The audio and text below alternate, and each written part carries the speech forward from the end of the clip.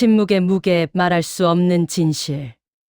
오프닝, 첼로의 낮은 울림.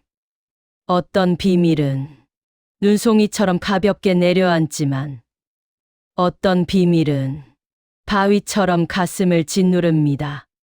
오늘 들려드릴 이야기는 한 여자가 감당해야 했던 진실의 무게에 관한 것입니다. 이 이야기의 주인공을 우리는 수진이라 부르겠습니다. 일부 냉기의 이름 없는 서늘함. 수진이 처음 시댁 대문을 넘던 날, 그녀는 이상한 것을 감지했습니다. 공기였습니다. 봄날이었지만 집안 공기는 늦가을처럼 차가웠습니다. 웃음소리가 있었지만 그 웃음은 입술까지만 닿았습니다. 환영의 말들이 있었지만 그 말들은 벽처럼 딱딱했습니다. 시어머니의 눈빛, 그 속에는 환대가 아닌 경계의 가시가 돋아 있었습니다. 수지는 그날 밤 처음으로 의심했습니다. 내가 뭔가 잘못한 걸까? 아침이 오면 수지는 시어머니보다 먼저 눈을 떴습니다. 부엌에서 가장 먼저 불을 켰습니다. 웃을 때도 소리를 죽였습니다. 걸을 때도 발소리를 지웠습니다. 그녀는 자신을 투명하게 만들려 애썼습니다. 존재감을 지우면 미움받지 않을 것 같았습니다. 하지만 집안의 냉기는 변하지 않았습니다. 아니, 어쩌면 수진이 자신을 지울수록 그 냉기는 더 깊어졌는지도 모릅니다. 그렇게 3년이 흘렀습니다. 그리고 시동생이 결혼했습니다. 수지는 생각했습니다. 이제 동지가 생겼구나. 이제는 혼자가 아니구나. 작은 며느리가 대문을 넘던 날, 수지는 그녀의 손을 잡으며 미소 지었습니다. 하지만 그 미소는 얼마 가지 못했습니다. 시어머니는 같은 여자였습니다. 하지만 그녀가 작은 며느리를 대하는 방식은 완전히 달랐습니다. 같은 접시를 깼을 때 수진에게는 차가운 침묵이 돌아왔지만 작은 며느리에게는 괜찮아, 괜찮아 하는 부드러운 위로가 쏟아졌습니다. 같은 음식을 해도 수진의 음식은 짜다, 싱겁다 평가를 받았지만 작은 며느리의 음식은 손맛이 좋네 칭찬을 받았습니다. 수지는 거울 앞에 섰습니다. 내 얼굴에 뭐가 씌어 있는 걸까? 내 손에는 왜 사랑이 묻어나지 않는 걸까? 그리고 어느 순간부터 수지는 자신이 변해가는 것을 느꼈습니다. 작은 며느리를 볼 때마다 가슴 한쪽이 시렸습니다. 미워하고 싶지 않았습니다. 그녀도 같은 며느리인데, 그녀도 이 집에 시집온 여자인데, 하지만 마음은 머리가 명령하는 대로 움직이지 않았습니다. 질투, 원망, 비교. 그런 감정들이 수진의 마음에 뿌리를 내렸습니다. 그리고 집안의 공기는 봄이 와도 여름이 와도 영원한 겨울처럼 차가웠습니다. 이분 오래 숨 쉴 수 있는 틈. 수진의 마음은 점점 어두운 숲 속으로 걸어 들어갔습니다. 출구가 보이지 않는 숲. 빛이 들지 않는 숲. 혼자 걷는 숲. 나는 왜 이렇게 힘든 걸까? 다른 집 며느리들도 다 이런 걸까? 아니면 나만 유독 못난 걸까? 그녀는 밤마다 천장을 보며 자신을 신문했습니다. 그렇게 하루하루가 무거워질 때 수지는 동네 주부 노래교실 전단지를 발견했습니다. 처음엔 그냥 시간이나 죽이려고 갔습니다. 하지만 노래를 부르는 동안 이상한 일이 일어났습니다. 숨을 깊이 들이마실 수 있었습니다. 목소리를 크게 낼 수 있었습니다. 웃음을 참지 않아도 되었습니다. 그곳에서 수지는 투명 인간이 아니었습니다. 그곳에서 수지는 평가받지 않는 한 사람이었습니다. 노래교실 주부들과 커피를 마시며 수지는 처음으로 자신의 이야기를 꺼냈습니다. 우리 시어머니가 그리고 다른 주부들도 자신의 이야기를 풀어놓았습니다. 그들의 이야기 속에서 수지는 자신이 혼자가 아니라는 것을 알았습니다. 시댁살이라는 이름의 전쟁터에서 모두가 상처받고 있었습니다. 그렇게 몇 달이 흘렀습니다. 그러던 어느 날, 노래교실이 끝나고 카페에 앉아 있을 때였습니다. 누군가가 옛날 이야기를 꺼냈습니다. 80년대 테헤란로 기억나세요? 그때 그 골목길에 작은 바들이 참 많았잖아요. 남자들 스트레스 풀러 가는. 그리고 한 주부가 조심스럽게 물었습니다. 혹시 동에 사시는 박 여사님 아세요? 수진의 심장이 박자를 잃었습니다. 박 여사. 그건 시어머니의 이름이었습니다. 네, 제 시어머니신데요. 공기가 무거워졌습니다. 그 주부는 잠시 망설이다 입을 열었습니다. 아, 그러시구나. 사실 예전에 그분 이야기를 들은 적이 있어서요. 그 순간 수진의 세계가 멈췄습니다. 참부 진실 빙하 아래의 침몰선. 이야기는 천천히 그리고 잔인하게 흘러나왔습니다. 30여 년 전 테헤란로 어느 골목, 네온 사인이 깜빡이는 밤의 거리, 작은 칵테일 바 하나. 그곳의 주인이 바로 수진의 시어머니였습니다. 그리고 그곳의 단골 손님 중 한 명, 대기업 간부, 정장을 말끔히 차려입은 남자. 그는 회사에서의 중압감을 그 작은 바에서 풀었습니다. 위스키 잔을 기울이며 그는 바 주인과 이야기를 나눴습니다.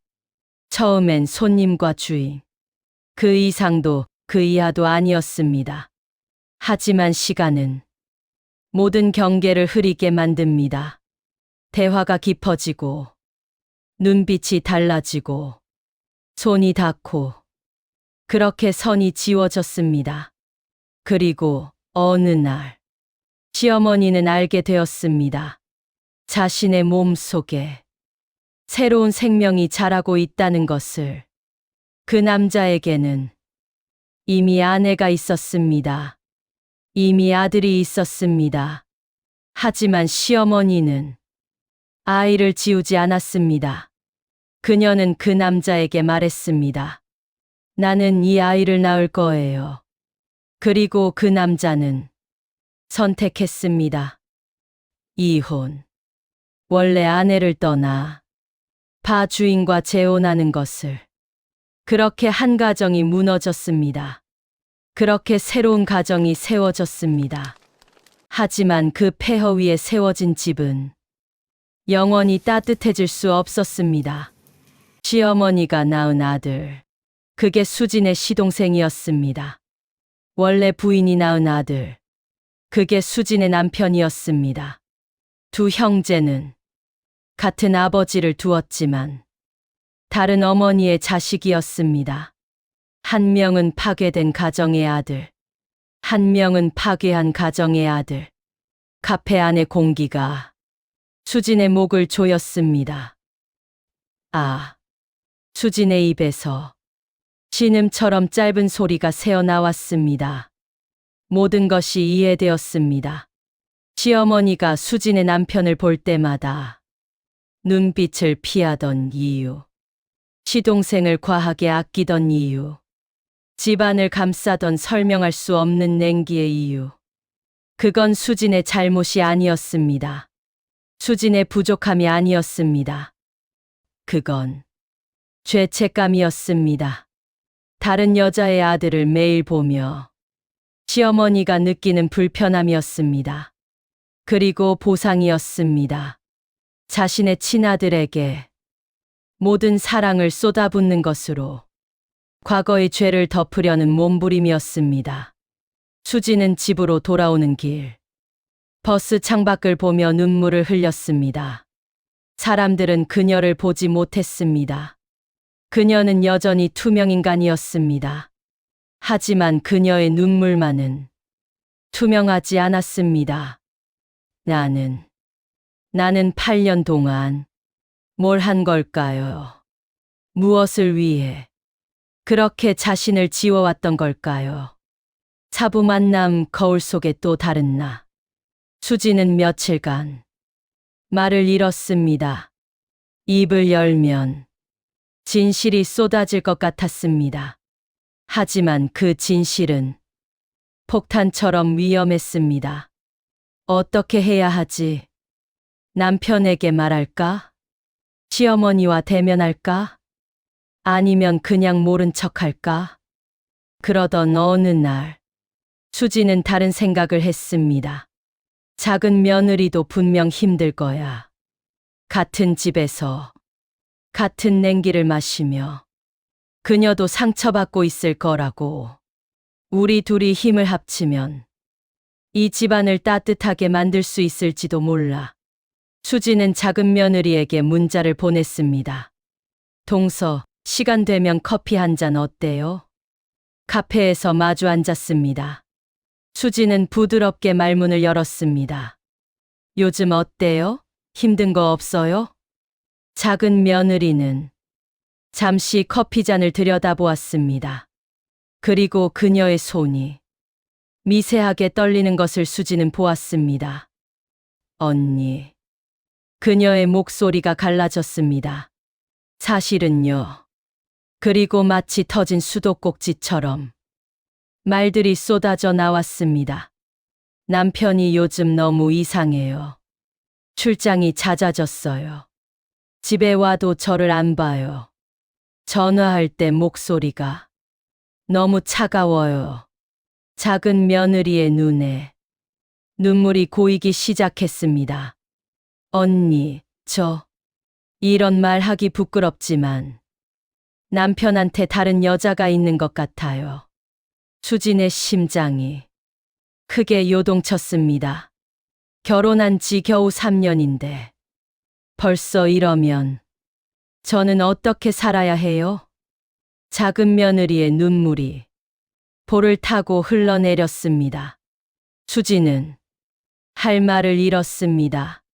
그 순간 머릿속에 스쳐 지나가는 생각. 부전자저. 시아버지가 그랬듯이 시동생도 그 길을 걷고 있는 걸까? 아니면 혈육의 유저. 칵테일 바에서 시작된 사랑. 그 DNA가 아들에게 전해진 걸까? 하지만 수지는 그 말을 할 수 없었습니다. 작은 며느리는 시동생이 혼외 자식이라는 것을 몰랐습니다. 시아버지의 과거를 몰랐습니다. 지금 그녀에게 필요한 건 진실이 아니었습니다. 그녀는 이미 벼랑 끝에 서 있었습니다. 여기에 당신 남편은 불륜의 산물이고 그 아버지도 외도를 했고 그게 대물림되는 것 같다라고 말한다면 그건 벼랑 끝에 선 사람을 뒤에서 미는 것과 같았습니다. 수지는 입술을 깨물었습니다. 동서. 수지는 그녀의 손을 잡았습니다. 일단 진정해요. 아직 확실한 건 아니잖아요. 너무 앞서가지 말아요. 하지만 언니, 제 직감이 내가 있잖아요. 수지는 그녀의 손을 더 세게 잡았습니다. 우리 같이 지켜보면서 해결 방법을 찾아봐요. 혼자가 아니에요. 작은 며느리는 수진의 손을 붙잡고 울었습니다. 하지만 수진의 마음속에는 더 큰 폭풍이 몰아치고 있었습니다. 나는 지금 무엇을 하고 있는 거지? 위로인가? 위선인가? 진실을 숨기는 것이 과연 그녀를 위한 것인가? 오부무게 침묵이라는 이름의 짐. 그날 밤, 수지는 침대에 누워 천장에 균열을 세었습니다. 하나, 둘, 셋. 하지만 숫자는 중요하지 않았습니다. 중요한 건 그 균열처럼 자신의 마음도 갈라지고 있다는 것이었습니다. 말해야 하나? 만약 작은 며느리에게 진실을 말한다면 그녀는 알게 될 것입니다. 자신의 남편이 누구인지, 자신이 어떤 가족의 일원이 되었는지, 그리고 그녀는 무너질 것입니다. 아니, 어쩌면 분노할 것입니다. 시어머니에게, 시아버지에게, 남편에게. 그리고 그 분노는 이 집안 전체를 불태울 것입니다. 하지만 말하지 않는다면 작은 며느리는 계속 어둠 속을 헤맬 것입니다. 남편의 외도를 의심하며 스스로를 자책하며 내가 부족해서라고 생각하며 마치 수진이 8년간 그랬던 것처럼. 그리고 수진은 이 무거운 비밀을 평생 혼자 짊어지고 살아가야 할 것입니다. 시어머니를 볼 때마다 그 비밀이 목을 조를 것입니다. 시동생을 볼 때마다 너는 불륜의 아들이라는 말이 목구멍까지 차올라올 것입니다. 작은 며느리를 볼 때마다 죄책감이 가슴을 찌를 것입니다. 수지는 이불을 뒤집어 쓰고 작게 신음했습니다. 좋은 며느리, 그게 뭘까요? 시부모의 과거를 덮어주는 것? 가족의 평화를 위해 진실을 묻는 것? 아니면 진실을 말해서 모두가 스스로의 선택을 할 수 있게 하는 것? 수지는 알 수 없었습니다. 창밖에서 새벽비가 내리기 시작했습니다. 빗소리는 수진의 눈물 소리를 덮어주었습니다. 육부대화 벽 앞에 선 말들. 며칠 후, 저녁 식사 후, TV를 보던 남편에게 수지는 조심스럽게 물었습니다. 여보. 응. 혹시 어머니가 예전에 무슨 일 하셨는지 알아요? 남편의 손이 리모컨 위에서 멈췄습니다. 그는 천천히 수진을 돌아보았습니다. 왜 갑자기 그런 걸 물어? 그냥 궁금해서요. 남편은 잠시 생각하는 듯 하더니 무심하게 대답했습니다. 글쎄, 자세히는 몰라. 아버지 만나기 전에 뭔가 일을 하셨다고는 들었는데. 수진의 가슴이 철렁했습니다. 모르는 걸까? 아니면 알지만 모른 척하는 걸까? 여보, 혹시 동생이 요즘 좀 이상하지 않아요? 동생, 뭐가? 올케가 걱정하던데. 출장도 잦고 집에도 잘 안 들어온다고. 남편의 얼굴이 굳어졌습니다. 그는 말을 멈추고 수진을 똑바로 바라보았습니다. 그건 동생 부부 일이잖아. 우리가 왜 신경 써? 하지만 가족인데. 수진아. 남편의 목소리가 낮아졌습니다. 우리 집안일에 너무 깊이 들어가지 마. 그냥 각자 알아서 사는 거야. 그 말에는 무언가 더 있었습니다. 경고 같은 거, 벽 같은 거.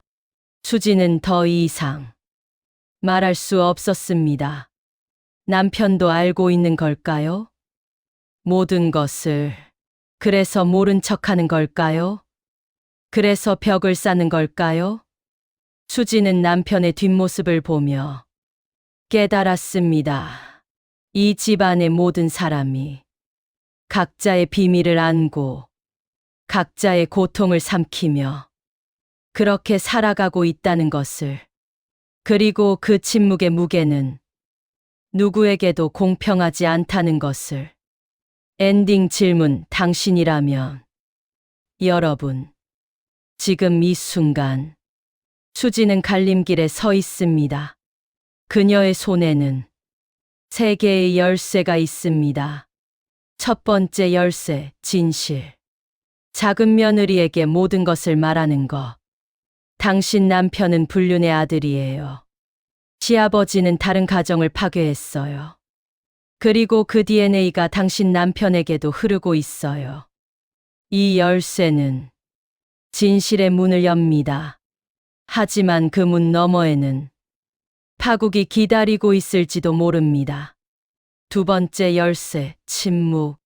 모든 것을 가슴에 묻는 것. 작은 며느리 곁에서 그저 손을 잡아주는 것. 괜찮아, 내가 있잖아. 이 열쇠는 평화의 문을 엽니다. 하지만 그 평화는 거짓 위에 세워진 것입니다. 세 번째 열쇠, 대화. 남편과 솔직하게 이야기하는 것. 당신은 알고 있나요? 우리 집안의 과거를, 당신 동생의 비밀을. 이 열쇠는 부부 사이의 문을 엽니다. 하지만 그 문을 열었을 때 남편이 어떤 반응을 보일지 아무도 모릅니다. 세 개의 열쇠, 세 개의 문, 세 개의 미래. 수지는 무엇을 선택해야 할까요? 그리고 여러분이라면 어떤 열쇠를 선택하시겠습니까? 좋은 며느리란 무엇일까요? 가족을 지킨다는 건 진실을 묻는 것일까요? 아니면 진실을 밝히는 것일까요? 어떤 진실은 말해줘야 하는 걸까요? 어떤 진실은 영원히 침묵해야 하는 걸까요? 그 경계는 누가 정하는 걸까요? 오늘도 수지는 시댁 식탁에 앉아 있습니다. 시어머니가 떠준 국을 마시며 시동생 부부와 대화를 나누며 남편과 눈을 마주치며 그녀의 입술은 미소를 짓고 있지만 그녀의 가슴 속에는 폭풍이 휘몰아치고 있습니다. 그리고 그 폭풍 한가운데서 그녀는 묻고 있습니다. 나는 무엇을 해야 하지? 여러분의 대답은 무엇입니까? 댓글로 여러분의 생각을 들려주세요. 만약 여러분이 수진이라면 어떤 열쇠를 선택하시겠습니까? 화면이 천천히 어두워지며 어떤 비밀은 눈송이처럼 가볍게 녹아 사라지지만 어떤 비밀은 빙하처럼 영원히 가슴속에 얼어붙습니다. 그리고 그 빙하를 녹일 수 있는 건 진실일까요? 침묵일까요? 아니면 시간일까요? 그 답은 여러분의 마음속에 있습니다. 마지막 자막. 진실은 때로 칼보다 날카롭고 침묵은 때로 바위보다 무겁다. 당신은 무엇을 선택하겠습니까? 시청해주신 여러분께 진심으로 감사드립니다. 앞으로도 좋은 영상 만들도록 노력하겠습니다. 마지막으로 좋아요, 구독 누르고 마치겠습니다.